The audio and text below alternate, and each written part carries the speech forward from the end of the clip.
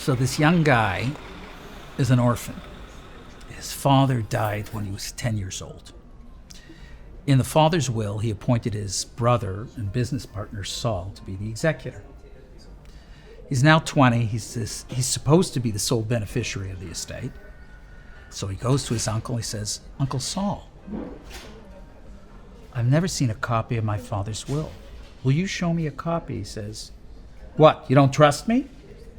He says, "No, Uncle Saul, but I'd like to see a copy of the will." "You don't have to see a copy of the will.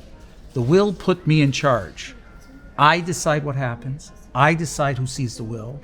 I decide what happens with your father's estate. Mind your own business." He says, "Uncle Saul, I went to a lawyer and I was told I could see a copy of the will." He says, "You're a lawyer. That lazy, good-for-nothing bum. He probably never worked an honest day of his life. His mother and father paid for him to go to law school. Forget what your lawyer says. I'm your Uncle Saul. Listen to me." He says, "Uncle Saul, you've never shown me the books of the business.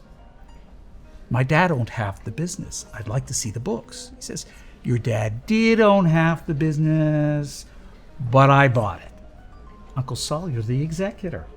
How can you buy half the business?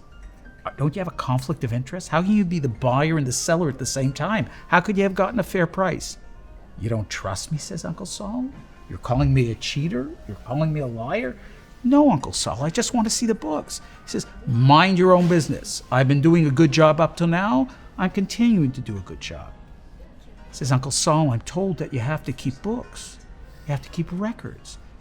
"Did you keep books?" "No." "Did you keep records?" "No." It reminds me of a joke.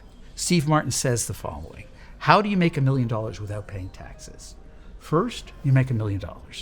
Then you don't pay taxes.